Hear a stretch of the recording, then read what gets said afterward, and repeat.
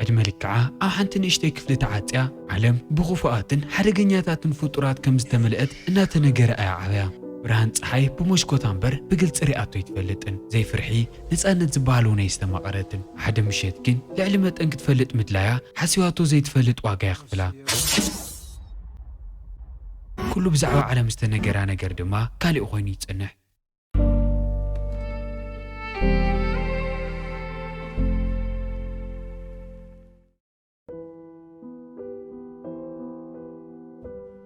فيلمنا الجمر أما أغلى حدا كفيف جاكان تخون أما نقو استسرحت جزاتنا برز نورد أنا أبا عقو أديو أبو أغانا زي تفلت جيبن النالا لينايو أنا قني أبا بايلي أتسوعو سودما بدم جيرين كاخوا سونا تحتوان تعنا صبوق كم زولي كتاتلان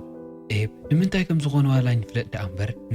أنا جزء جراج عطسي عويوا هتسي مسلزي فقد لادما ولا حنت معلتي ندقوت أي تفلتن كافتا تعطي هلا تنبر زلا مغازن وصاي على منتاي مخانو معان التمكرو خنه افلوط ايبلان مشت ابنا مدق اساي مصمو انا كترسك تدالن كلا زفرح تاريخي نغرا كاوزن حنا نورلو بوتا بزح كيراكا افت ما اخل چاكا زنورو ازيم مفرح تاراويتات اللو بلحتن نوحتن كافم زوت اسنان نوحت صفار صغرس تشفنا سونتن لوم لما ينغرا إذا تاريخات زيهم مشيت ولا تسمعيهم أنا كل جزيهم زفرحوا جن كابزهم ما فرحت فطرات وتصعي أو دقن تايه الليلة محساب فتي ما يقارتن جيب ندهت عن كافتم ما فرحت أراويتات نخلي عديو ويس نساقفت خفلو وتصعه نفتج أكان خيت خيديو من ما يفلتن جنت متحز معصو قدي فواخو تسنكلو كل جزم سئلي تركي رخو جيب زخلو زقبرلو نعانا محلاي ترحي زخون مغنات خمو بويز حليلا كل جزء دما مجو حيز الله إزمت جنت مجي نمنتايكم زخونة أتكل تنبر سجاز بهالنجار يقولون هذا علت أنا جيب مسكال أتصوات ناتزارو تسمع مو جيب أنت معت أنا خيد نكوالات أنك أوان كلو بس منكم زارو لون مفلات أتمعت أخت كفتوت مكر أكيدون جيد دما اللي ترك تتحز نخندي إذا أكل جزء مخانو من ما يتفلتن كنونا أسعيتات صنحمو كتسأن كلا جيبو قونا خوفيلني نتاخد فرحان كتتراترون زي جمرت أنا إذا حيزو دما أتي إلكتريك أفتح دقز جوركو نتوم كفوات أراويتات ناخن خيمت أنو محل عيلو محرخ ندي حدا جنياتات مخانوم دقي ما يذكره أوجت أمريت استرفت نايمت الرشاهت عن نسات رايس لزنورة دما نعا محلاي حلف نوت سلزنورة فتيمو زي جورا نجر كم زي لي قالي أديلا أنا الناس معد حرمتنح عن تودا مسمني خات زارو نير كايلات حطو جيب جن أتملسن كملسة أو علم بزي كأنا النسخن استرف ما نميلن يلو أتر استخعات عيوسن دحرستوس سنجيزة أنا لديتي متمو كيكنا حدن اشتين شو حيز الله مت اتين شواه أو زدبران نئيبا وزنافقه له ساعتين كتزناقع لولي امتيلا زن اشي فطور أنا بلوتن نايك اروان عركي خون كدك اسكونه كتجاو دما فتسي ما خاوقن نايت فوليون جن بزحزن من قدي اتا نايت الماتيوتا نيشي برهان اتيلا زنورن شواه بزحن كيك اني موت جيب دمان أنا موت انتاي مخانون مس موتنا انتاي كم نخونن بمرداء اتنجوا نازحش بوتا خمس خدي نقرا استوسنا جيزة حليفو أنا نعاويت كتمتسن كلاجن اتوم زفرحو فطورات أحل ما خطر يوم تجمر أو الساعة زي تعبس لز جمرت هذه علته عراته نشي دميره كومو تجنانيقو لبلاي دستو على مدحانيت نقواقع سرين كحزيمت مدحانيت أنا بفتن نخي تعبن تجورا أفت مساسال ساعات كاو جيزنا وجيزة تعنا أن نخاف أن خيدي زجورا نيرو مسكنيت أنا من نخيت فلت جن معلتا وغوغ أنكلو نحماما مدحانيت مخان إذن كرانيرو أنا دما بزيكو سوز بار رئاس لزيت فلت الملك عزم كاخوانا ورسو كتترات ريك عليتن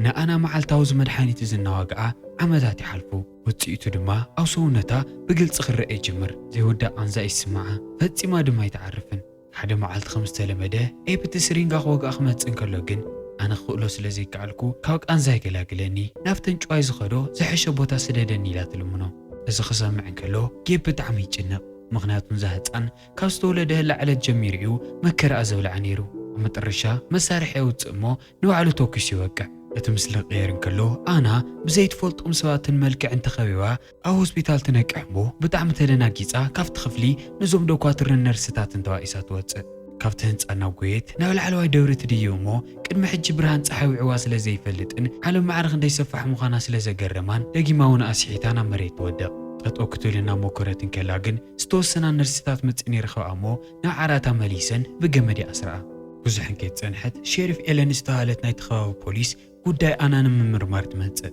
ንኣና ብዛዕባ መንነታ ክትሓታዋላ ትሞክር ኣና ትምልሶ ነገር ኣይነበራን ድሕሪ እቲ ዶክተር ኣና ንነዋሕቲ ዓመታት ዕቤታ ዘቋርጽ ብጊዜ ግን እናጎዳኣ ዝመጽእ መድሓኒት ይወሃባ ከም ዝነበረ ምልክት ከም ዝረኸቡ ይነግራ እዚ ክትሰምዕ እንከላ ሸሪፍ ኤለን ብጣዕሚ ትሓዝነላ እሞ ከም ጊዜያዊ መጽለሊ ንኾነ ሒዛታ ንገዛኣ ትኸይድ ኤለን እዚ ዝገበረሉ ምክንያት ኣና ናብ ዘይፍለጥ መዕቀዊ ህፃናት ክትወሰድ ስለ ዘይደለየት እያ እቶም ደኳትር ናይ ዲኤንኤ ምርመራ ውፅኢት ሒዞም ክሳብ ዝመፁን ጌብ ናይ ሓቂ ኣቦ ድዩ ኣባ ሓጉኣ ንምፍላጥን ዝውሰድ ግዜ ናብቲ ምስ ሓዋረይ ትነብረሉ ገዛ ሒዛታ ንኽትከይድ ትውስን ኣብ ሰዓት እዚ ድማ ኢና ንፈልጥ ጌብ ንባዕሉ ቦታ ሽጉጥ ክወቅዕ እንከሎ ሞይቱ ዘይኮነስ ኣብቲ ሆስፒታል ንሱ ኣብ ካሊእ ክፍሊ ሕክምና እናተገበረሉ እዩ ካብቲ ግዜ እሱ እንድሓር ኣና ሓድሽ ሂወታ ከተስተማቕሮ ትጅምር ምስ ረይ ድማ ኣዝዩ ጠንካራ ናይ ቀረባ ርክብ ይህልዮም ረይ ድማ ብዛዕባ ህይወትን ትምህርትን ቴክኖሎጂን ብዙሓት ነገራት ከምህራ ይጅምር ዕድማ እናወስኸ ኸይድ እንከሎ ናይ ምስማዕ ክእለታ ብጣዕሚ ንወስኽ ይመጽእ ብሕልማ ድማ ኣብ ሰማይ ብዙሓት መብራህቲ ዘለውሉ ከባቢታት እቶም ኣራዊታት እናፀውዕዋን እናተዛረቡን ብሕልማ ብተደጋጋሚ ትሪኦም ኣብ ልዕሊ እዚ ኣና ምስ ረይ ትምህርቲ ምኻድ ትጅምር እሞ እንዳ ዝኾነ ኣዋልድ ንመጀመርያ ግዜ ክትረክብ እንከላ ብጣዕሚ ሕጉስቲ ትኸውን ኣብ ሕልማ ብተደጋጋሚ እናመጽእ ይርብሻ ስለ ዝነበረ ድማ ብዛዕባ እቶም ኣብ ሰማይ ዘለዉ ብርሃናትን እቶም መፍርሕቲ ኣራዊትን ንምፍላጥ ናብ ላይብረሪ መዓልታዊ ትመላለስ ነይራ ኤለን እናሓገዘታ ኣነ ሕጂ እቲ ኣብ ደገ ዘሎ ህይወትን ነፃነትን ብደንቢ ጌራ እናስተማቕረቶ እያ ሓደ ዕለት ግን ኣብ ትምህርቲ ውዒላ በይና ንገዛ እናተመለሰት እንከላ ሓጋዘነ መንገዲ ትረክብ እሞ ክተጓያ ትጅምር ግን ናብ ሓደገኛ መፈንጠር ኣትያ ህይወታ ንኽተጥፍእ ንእሽተይ ዝተረፈታ ሰከንድ ሓደው ናይ ተኹላ ክዳውንቲ ዝተኻደነ ወልፍማን ዝተባሃለ ሰብኣይ የድሕና ኣብ ዝቕፅል መዓልቲ ኣና ከም ዝተለመደ ብዛዕባ እቶም ብርሃንን ኣራዊትን ንምፍላጥ ናብቲ ላይብረሪ ትምለስ እሞ እቲ መጽሓፍ እናገንጸለት እንከላ ኣጻብዕታ ብጣዕሚ ጸለምቲ ከም ዝተቐየሩ ተስተውዕል እቲ ምሸት ንሱ ገዛ ተመሊሳ ኤለን ሰውነታ እናሓፀበታ እንከላ እቲ ናይ ዲኤንኤ ምርመራ ውፅኢት ከም ዝመፅን ጌብ ናይ ባሓቂ ወላዲ ኣኾነ ቤተሰባ ከም ዘይኮነ ከም ዝተገንዘቡ ትነግራ እዚ ሰምዐት ኣና ብጣዕሚ ትገረም ስድራ እንታይ ማለት ምዃኑ ስለ ዘይትፈልጥ ድማ መንነታን ወለዳን ንምፍላጥ ዕልማንም ግዜ ክትጭነቕ ትጅምር ሓደ መዓልቲ ነብሳ ከተረጋግዕ ኣብ ልዕሊ እቲ ገዛ ኮፍ ኢላ ትጸንሕ እሞ ረይ ገዛ ዕዮኣ ንምስራሕ ክሕግዛ ይመጽእ ንሱ ብዛዕባ ትምህርታ ንኽትግደስ በተደጋጋሚ ዋላ እኳ ተነገራ ንሳ ግን ፈጺማ ኣይትሰምዖን ብዛዕባ እቶም ኣብ ሰማይ ዘለዉ ብርሃናት ድማ ብዘይ ምቁራፅ ተሓቶ ወግዖም ንምቕጻል ኣብ ልዕሊ እቲ ገዛ ደቂሶም እንከለዉ ግን ብሩሑቕ ዝበርህን ዝጠፍእን መብራህቲ ትርኢ እሞ ኣብ ናይቲ ዓርኪ እያ ትብላ ጄን ምድላው ከም ዘሎ ትፈልጥ ብዙሕ ግዜ ከየጥፍኡ ብሓደ ናብኡ ይኸዱ እሞ ኣና ንመጀመርያ ግዜ ሰባት ኣብ ሓደ ቦታ ተኣኪቦም እናሳዕስዑን እናሰተዩን ትርኢ ግን ብዙሕን ከይትጸንሑ ክልቲኦም ብኸቢዱ ምስታይ ይጅምሩ እሞ እንከይተፈለጦም ይሰኽሩ ረይ እውን እንታይ ከም ዝገብርሎን ከይተፈለጦ ንኣና ይስዕማ እሞ ሓደ ሎረንስ ዝተባሃለ ተምሃራይ ብርሕቐት እናርአዮም ይጸንሕ ይኹን ደኣ እምበር ኣና ብኣፋ ምድማይ ክትጅምር እንከላ እቲ ኣጋጣሚ ይቋረፅ እሞ ተደናጊፃ ብፍጥነት ናብ ሸቓቕ ክትከይድ እንከላ ኣስናና ሓደ ብሓደ ይረግፉ ከም ዘለዉ ተስተውዕል ፍርሕተ መሊኣ ካብቲ ፕሮግራም ንምውፃእ ብመሽኮት ትዘልል እሞ እቲ ጫካ ቋሪፃ ንገዛ እናኸደት ትጸንሕ ግን ብድሕሪታ ሓደ ካብቶም ኤብ ዘጠንቅቓ ዝነበሩ ኣራዊታት ብዝመስል ነበረ ነገር መጥቃዕቲ ይበፅሓ እሞ ነብሳ ንምክልኻል ምባእስን ምንኻስን ትጅምር ኣብ መጨረሻ ግን እቲ ክትበኣሶ ዝጸንሐት ሎሬንስ እምበር ኣራዊት ከም ዘይኮነ ትፈልጥ ንኽትስእ ክትሕግዞ ቁርብ ክትብል እንከላ ተንክቲ ዝፈሰሶ ብዙሕ ደም ውኑ ይስሕት ጨኒቓ ካብቲ ቦታ ርሒቓ ትጎይ እሞ ናና ኤብ ገዛ ተመሊሳ ብዛዕባ መንነታ ንምፅራይ ናብታ ተዓፅያ ዝዓበየላ ክፍሊ ተኣቲ ቅሩተይ ምስ ተረጋግዐት ነብሳ ትሕፀብ እሞ ክዳውንታ ቀይራ ናብ ከተማ ትምለስ ገዛኣ ክትበፅሕ እንከላ ኤለን ናበይ ከም ዝኸደትን ኣበይ ከም ዝሓደረትን ተሓታ ግን ዋላ ሓንቲ ቃል ተንፍስን ከበለት እንከይ ነገረታ ሱቕ ትብል ብዙሕን ከይፅንሐት ግን ሮጀር ዝተባሃለ ፖሊስ ይመፅእ እሞ ሎሬንስ ንነዊሕ ግዜ ኣልሾም ክረኽቦ ስለ ዘይከኣሉ ኣና ሪኣቶ ተነይራ ንኽትሓተሎም ይነግርዋ ኤለን ግን ኣና ብናይ ባዕላ ጉዳይ ማዕርኽ እንደይ ተጨኒቓ ከም ዘላ ስለ ዝፈለጠት ፈቓደኛ ከይኮነት ኣባሪራ ትምልሶ ድሕሪዚ ኤለን ናብ ኣና ትምለስ እሞ ብዛዕባኡ ትፈልጦ ነገር ተሃልይዋን ኣሓለፈ ምሸት ኣበይ ከም ዝሓደረትን ተሓታ ግን ኣና ኩሉ ሓሳባን ተግባራን ምስ ባዕላ ንኽተጽንሖ መሪፃ ሓንቲ ዘረባ ከይተዛረበት ሱቕ ትብል ኣና ንመዓልታት ዋላ ሓንቲ ዘረባን ከይተዛረበት ዝጽልም ነበረ ጽፍራ ኣዝማርቶ ምግባር ክትቅጽል እንከላ ኤለን ብተግባራ ብጣዕሚ ትናደድ ዝጠፍኡ ሰባት እናተኣለሹ ንስኺ ጭፍሪ ክትቐልምለኺ ሓደ ነገር በሊላ እናኾርየላ ድማ ረይ ሞንጎ ይመጽእ እሞ ኣብ ሞንጎአን ኣትዩ ንኤለን ነገራት ባዕሉ ከም ዝውድኦም ነጊሩ ካብቲ ክፍሊ የውፃ ግን ረይ ዋላ ንኸዛረባ ንደቓይቕ እናፀዓረ ዋላ የጽናሕ ኣና ንዕኡ ዋላ ክትዛረቦ ፈቓደኛ ኣይኮነትን ድሕሪ ረይ ኣፋ ኸፊቱ ኽሪኦ እንከሎ ዳርጋ ፍርቂ እስናና ከም ዘየለዎ የስተውዕል ብዛዕባ እቲ ጉዳይ ንኤለን ንኽነግራ ካብቲ ክፍሊ ክወፅእ እንከሎ ግን ኣና ብመስኮት ወፂያ ንኻልኣይ ግዜ ካብቲ ገዛ ትጠፍእ እናብ ጎየት ድማ ናብቲ ጫካ ተኣቲ ሰላምን ድሕንነትን እትረኽበሉ ናይ መጨረሻ ቦታ ንሱ እዩ ነይሩ ግን ብዘገርም ኣጋጣሚ ንወልፍማን ደጊማ ትረኽቦ እሞ ጠሚዋ ከም ዘሎ ድሕሪ ምስትውዓል ምግቢ ይህባ ድሕሪዚ ኣፅፋራን ኣስናናን ይሪኦ እሞ ካብቶም ኣብ በረኻ ዘለዉ ኣራዊታት ምዃና ክጠራጠር ይጅምር ግን ኩላቶም ቅድሚ 16 ዓመት ሞይቶም እዮም ተባሂሉ ይእመን ስለ ዝነበረ ንሓ ብምርኣዩ ኣዝዩ ይድንግፅ ድሕሪዚ እቲ ወልፍማን ንኣነ ሒዝዋና ሓደ በዓቲ ይኸይድ እሞ ናይ ኣዲኺ ሬሳ ኣይትለዓልን ኣብቲ ውሽጢ እዩ ዘሎ ኢሉ ይደንግፃ ኣና ብዛዕባ ኣዲኣ ዝነግራ ሰብ ብምርካባ ብጣዕሚ ተሃንጥያን ተሓጒሳን ስዒዋቶ ናብቲ በዓቲ ተኣቲ ኣብ ውሽጢ ናይ ጥይት ነዃል ዘለዎ ሸኽና ርእሲ ትረክብ ኣቕሪባ ክትሕዞን ከላ ድማ እቲ ኣቦኺኤሉ ዘዕባያ ጌብ ነዲኣ ተኩሱ እናቐተለላ ብሕልሚ ዝመስል መንገዲ ይረኣያ ቅድሚ 16 ዓመት ንዞም ሓደገኛ ኣራዊታት ንምጥፋእ ኣብ ዝተኻየደ ወፍሪ ኤብ እውን ከም ዝተሳተፈ ግልፂ እዩ ግን እታ ህፃን ዝነበረት ኣና ቀትል ድፍረት ስለ ዘይነበሮ ወሲዶ ገዝኦ ዓብይዋ እዚ ድሕሪ ምፍላጣ ተናዲዳ ዝነበረት ኣና ንጌብ ክትረኽቦ ናብቲ ሆስፒታል ብፍጥነት ትኸይድ ግን ጌብ ኣብ ሰዓት ካብ ከምኡ ነቂሑ ስለ ዝነበረ ግልፅ ኢሉ ብዘሕዝን ዓይንቲ ክሪኣ እንከሎ ምንም እንከይገበረት ትምለስ ኣብ ተመሳሳሊ ሰዓት ኤለን ብዛዕባ ናይ ኣለን ማውታ ብዙሕ እናመርመረት ትጸንሕ እሞ ኣብ ዝተፈላለዩ ዶክመንታት ኣብታ ኣና ዝተረኸበሉ ክፍሊ ዝተሰኣሉ ስእልታት ምስ ናይ ኣለን ማውታ ብጣዕሚ ተመሳሰልቲ ስለ ዝነበሩ ክትጠራጠር ትጅምር ኣና እውን ኣብዚ ሰዓት ኩሉ ሰብ ይሽውዳን የታልላን ኣሎ ኮይኑ ስለ ዝተሰምዓ እናብ ጎይት ናብ ገዝኣ ትምለስ እሞ ናይ መጨረሻ ክሕልያን ክንከባኸባን ዝኽእል ሰብ ኤለን ኮይና ስለ ዝተሰምዐታ ናብ ሕቑፋ ተኣቲ እንተኾነ ግን እታ ቀዲማ ትጠራጠራን እትፈርሐን ዝነበረት ኣለን እቶም ናይ ተኹላ ዝመስሉ ነዋሕቲ ፅፋራ ክትርኢ እንከላ ጥርጥራ ዝበለፀ ግልፂ እናኾነላ ይመፅእ ክልተ እደዋ ብካቴና ጌራ ተኣስራ እሞ ናቲ ክዳውንቲ ካብቲ ኣለን ዝተቐተለሉ ቦታ ብዙሕ እንከይረሓቕካ ስለ ዝተረኸበ እቲ ቀታሊ ንስኺ ኢኺ ተባሂል ክተጠርጢር ክልኽ ኢላ ትነግራ ኤለን ንኣና ዋላ ብጣዕሚ ትፍቶያ ዳ እምበር ሙሉእ ከተማ ንሎረንስ ሳያ ቀቲላቶ ኢላ እናተጠራጠረት ኣብ ገዛኣ ክተቐምጥ ኣይትኽእልን እቲ ምርመራ ብማስረጃ ተደጊፉ ክሳብ ዝውዳእ ድማ ኣብ ፖሊስ ጣብያ ንኽትጸንሕ ትወስዳ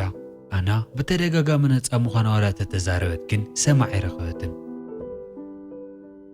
ኣብ ውሽጢ እቲ እስር ቤት ኮይና ግን ናብ መስትያት ክትርኢ እንከላ እቲ ረጊፉ ዝነበረ ስናና ደጊሙ ብፍጥነት ከም ዝወቅልሎ ትርኢ ምስ ተፍቲ በዓቲ ዝረኸበቶ ኣብ ሸኽና ዝነበረ ስናን ድማ ብጣዕሚ ተመሳሳሊ እቲ ምሸት ንሱ ካብቲ ሆስፒታል ወፂኡ ዝነበረ ጌብ ናብ ቤት ማእሰርቲ ይመጽእ እሞ መጀመርያ መዓልቲ ንዓኺ ክረኸብክ እንከለኹ ኣብ ክንዲ ምቕታል ንገዛይ ሒዘክ ምኻደይ እቲ ዝዓበየ ጌጋ እዩ ነይሩ ኢሉ ይነግራ እቲ ናይ ሽዑ ጌጋ ሕጂ ንኽትእርምዮ ግን ዕድል ክወኪዮ ኢሉ ነብሳ ንኽተጥፍእ ስሪንጋ ይቐብላ ግን ኣና ሕጂ እዚ ናይ ኣራዊት መንነታ ክተስተማቕሮን ክትቅበሎን ስለ ዝጀመረት እቲ ስሪንጋ ትድርብዮ ኣብ ዝቕፅል ንግሆ ንታብ ትሕቲ ዓራታ ደቂሳ ዝነበረት ኣና ንኽትርኢ ኣብዚ ቤት ማእሰርቲ ትመጽእ እሞ እቲ ተቖሊፉ ዝነበረ ማዕጾ ዝኸፈህላ ሰከንድ አንድ በት ካብቲ ውሽጢ ብምውፃእ ኣውዲቓ ንዓኣን ነቶም ካልኦት ፖላዊስን ኣብ ውሽጢ እቲ ቤት ማእሰርቲ ዓፂያቶም ተምልጥ እንከይተፈለጣ ደርገፍገፍ እናሃለት ደገ ክትከይድ እንከላ በጋጣሚ ረየ ውሽጢ መኪና ኮፍ ኢሉ ይጸንሓ እሞ ንኽሕግዛን ሒዝዋ ናብቲ ጫካ ንኽኸይድን ንኽተእምኖ ብዙሕ ግዜ ወሰዳን ናብቲ ሰማይ ብርሃን ዝረአየሉ ሰሜናዊ ክፋል እታ ሃገር ንኽወስዳ ትነግሮ ብሕልማ ብተደጋጋሚ ትሪኦ ነበረት ቦታን ዝተወለደ ህሉን ስለ ዝነበረ ኣብ መንገዲ ድማ እቲ ናይ ኣራዊት ትኽክለኛ መንነታ ክትነግሮ ትመርጽ ምክንያቶም ሚስጥር ምንባር ካብ ግዜ ናብ ግዜ ዝበለፀ ዋጋ ይኽፍላ ከም ዝነበረ ብደንቢ ጌራ ዝተውዒላ እያ ንዝተወሰነ ርሕቐት ብመኪና ምስ ተጓዓዙ ኣብ ማእኸል ጫካ ይወፅሑ እሞ ኣና ንረይ ጠጠው ከብል ትነግሮ ዘሊላ ካብቲ መኪና ምስ ወረደት ጉዕዛ ኣበይና ክትቅፅል ምዃና ነጊራ ኣብኡ ንኽተርፍ ትእዝዞ ግን ረይ ብጣዕሚ ተጨኒቕላ ስለ ዝነበረ ምስኣ ንኽኸይድ ይውስን ካብ መኪና ወሪዱ ድማ ይስዕባ ክሳብ ዝመሺ ብሓደ እናተጓዓዙ ይውዕሉ እሞ ምስ ጸልመተ ኣና ንኽትሕምስ ንሓደ ቃላይ ተኣቲ ክትወፅእ እንከላ ብጣዕሚ ርሒሳን ቆሪርዋን ስለ ዝነበረ ድማ ረይ ሓዊ የቃፅለላ እሞ ክዳውንታ ክትድርቆ ይውፅላ ትቐርቦ እሞ ሓቂፉዋ ዝባና ክነኽኦ እንከሎ ብጣዕሚ ብዙሕ ጨጉሪ ከም ዘሎ ይስተውዕል ግን ኣና ምንም ከም ዘይትጎድኦ ቃል ብምእታይ ንኸይጨናንቕን ከይፈርሕን ትነግሮ እቲ ምስሊ ተቐይሩ ናብ ከተማ ክንምለስ እንከለና ድማ እቲ ሮጀር ዝበሃል ፖሊስ ምስ ኤለን ከመይ ኢላ ክተምልጥ ከም ዝኽኣለትን ከመይ ገይሮም ተሓዝዋ ከም ዝሓይሽን እናተመያየጡ ድሕሪ ምጽናሕ ተመክሮን ክእለትን ዘለዎ ብዙሓት ሃደንቲ ኣብ ሓደ ግሩፕ ኣጣይሾም ሒዞሞም ናብቲ ጫካ ንኽኣትዩ ይውስኑ እቲ ምስሊ ተቐይሩ ናብ ዝቕፅል መዓልቲ ክዝለና እንከሎ ኣና ናረይ ኣብቲ ጫካ እናኸዱ ይጽንሑ እሞ እቶም ብጨንኦም ዝእልሽዎም ነበሩ ክልተ ናይ ፖሊስ ኣኽላባት ክጎይዎም እንከለዉ እሶም እውን ምህዳም ይጀምሩ ግን እቶም ሃደንቲ ብዘይተጸበይዎ ቦታ ዜሮም ይጽልሑ እሞ ተኪሶም ንሬይ ኣብ ማእገሩ ይወቅዕዎ ብጥይት ከይውቅዑን ከይቕተሉን እናተጠንቀቑ ካብቲ ዝተኸውሉ ቦታ ንምምላጥ እንትጓዩ ድማ ኣና ኣብ ሓደ ገደል ትበጽሕ እሞ ሬይ ሓዲጋቱ ክትከይድ ስለ ዘይደለየት ኣቐዲማ ደፊኣ ናፍቲ ቃላይ ተእትዮ እሞ ንሳ እውን ስዒዋቶ ትዘልል ድሕሪዚ ክልቲኦም ብሂወት ይተርፉ እሞ ንሬይ ብተጸራሪ ኣንፈት ንኽሃድም ትነግሮ እሞ ንሳ ድማ ትኹረት እቶም ሃደንቲ ንምስራቕ ብተጸራሪ ኣንፈት ክትጎይ ትዳለ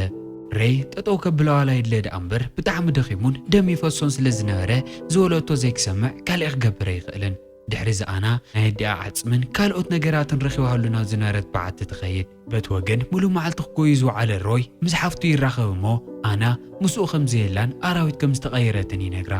ኣና ሕጂ ኣብቲ ጫካ በይና ምንባር ጀሚራ እያ ብሂወት ንምትራፍ ድማ ዘይትገብሮን ዘይትፍትኖን ነገር ይነበረን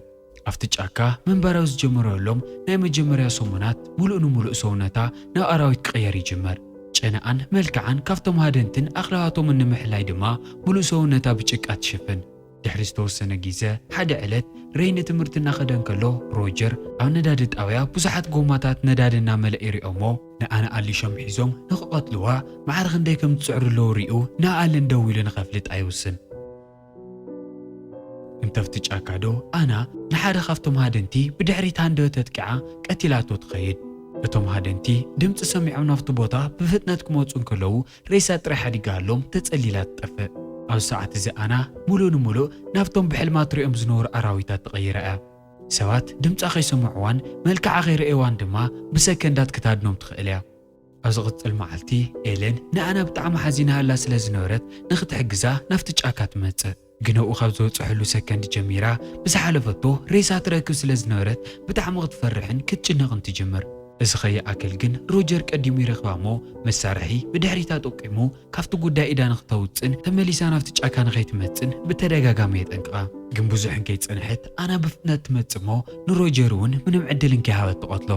ነታ ተደናጊፃ መሳርሒ ኣውፂኣ ዝነበረት ኤለን መንነታ ትነግራ እሞ ክዳና ቀሊዓ ጠኒሳ ከም ዘላ ምስ ኣርአየታ ብጉያ ናብቲ ጫካ ብምእታይ ደጊማ ትስወር ድሕሪ ዝተወሰኑ መዓልታት እቶም ሃደንቲ ንኣና ብቐሊሉ ክሕዝዋ ከም ዘይክእሉ ስለ ዝተረድኦም ሙሉእ እቲ ጫካ ብነዳዲ ከቃጽልዎ ይውስኑ እዚ ተግባሮም እዚ ድማ ንኣና ዝበለፀ የናድዳ ምክንያቱ እተለኒ ትብሎን ሰላም እትረኽበሉን ዝነበረት ገዛ እዮም ዘቃጽሉላ ኣለዉ ዜሩ ብዚ መንገዲ እዚ ክትነብረሉ ከም ዘይትኽእል ስለ ዝተረድኣ እውን ካብቲ ጫካ ንሱ መውፅእ መንገዲ ምእላሽ ትጅምር እንሳ ሙሉእ ጉልበታን ፍጥነታን ንኸይትጥቀም ዋላ ይገራ ምሕብእን መፅለልን ንምእላሽ ግን ብዝተኽኣላ ፍጥነት ትጎይ ኣብ መጨረሻ ውድ ነቲ ዝተወለደሉን ኣዲኣ ዝተቐተለሉን ዝመስል በዓቲ ትረክብ እሞ ብዙሕን ከይዕረፈት ብድሕሪታ ንነዊሕ ርሕቐት እናተኸታተላ ጸኒሑ ስዒዋ ዝመጽእ ጌብ ብመደንዘዚ ተኪሱ ይወቕዓ እቲ መደንዘዚ ሙሉእ ሰውነታ ክደክም ይገብሮ እሞ ወንኣ ክትስሕት ተቓሪባ ናብ መሬት ትወድቕ ድሕሪዚ ጌብ ቀሲሉ ናብ ኣይቐርብ እሞ ብዛዕባ ኣዲኣ እናተዛረበ ምንም ክንትንቀሳቐስ ከም ዘይትኽእል ምርግጋጽ ይጅምር ከምቲ ኸበዲኣ ንዓኣ ሰረቓ እቲ ውላዳ እውን ካብኣ ንምስራቕ እናተዳልየን ከሎ ግን ኣና ኩሉ ዝነበራ ጉልበት ተጠቒማ ተትስእ እሞ ንጌብ ብደንቢ ጌራ ክሳዱ ብምንካስ ተቐትሎ ሕነዲኣን ነብሳን ብምፍዳያ ብጣዕሚ ሕጉስቲ ኮይና ሓያል ድምፂ ተውፅእ እሞ ደጊማ እውን ኣስሒታ ናብ መሬት ትወድቕ ድሕሪ ዝተወሰኑ ሰዓታት ኣና ደጊማ ክትነቅሕን ከላ ወልፍማን ቆስላ እናሰፈየላ ትረኽቦ ኣብ ዝቕፅል መዓልቲ ሬይና ኤለን ምስ ካልኦት ፖላዊስ ኮይኖም ንኣና እናኣለሽዋ ይጸንሑ እሞ ሓደ ቓላይ ኣሽጊሮም ብቕድሚቶም ጠጠው ኢላ ይርእዋ ካብ ሕዚ እንድሓር ንዓኣ ዝሐሸ ዝበሃል ቦታ እቲ ጫካ ስለ ዝነበረ ድማ ሰላማዊ ህይወታን ከይረበሹ ኣብኡ ገዲፎማ ገዝኦም ክምለሱ ይውስኑ ድሕሪ ዝተወሰነ ዋርሕ ኣና ኣብቶም ሰሜናዊ ብርሃናት በፂሓ ወዳ እውን ሓቑፋ ሕልማ ጋህዲ ጌራ ንረኽባ ኣና ብርሕቐት ናይ ከምኣ ዝበሉ ካልኦት ፍጡራት ድምፂ እናሰምዐት ድማ ፊልም ናይ ውዳእ ከምኣ ዝበሉ ፍጡራት ሙሉእ ንሙሉእ ከም ዘይጠፍኡ ድማ ትፈልጥ እምበኣር ናይ ሎማዓንቲ ፊልምና ነዚ ይመስል ነይሩ ኣና ከምዚ ዓይነት ፍጡር ምዃና ጠርጢርኩም ነርኩም ዶ እቲ ትኽክለኛ ኣራዊት ከ መን ይመወልኩሞ ትኸብ ህፃና ዓፅዩ ሓሶት እናመገበ መርፍእ እናመረዘ ዘዕበያ ጌብ ወይስ እታ ነዊሕ እስናንን ኣጻፍርን ዘለዋ እፍርሒት ፍጥረት ኣና እዚ ኩሉ ዝገጠማ ነገር ከ ናታ ጥፍኣት ድዩ ነይሩ ወይስ ናይ ጌብ ተዘናጊዕኹም ክትከውን ተስፋ ይገብር ብወገነይ ካብ 18 ወይ ክሓልፈ ንስኹም ካብ 10 ክንደይ ከም ትውን ሓሳብ ርእይቶኹም ኮመንት ምክፋልን ቻናልና ሰብስክራይብ ቪድዮታትና ላይክ ማልክ ይትርስዑ በኻልኦት ፊልምታት ደጊምና ክሳብ ንረኸብ ሰናይ ጸንሒት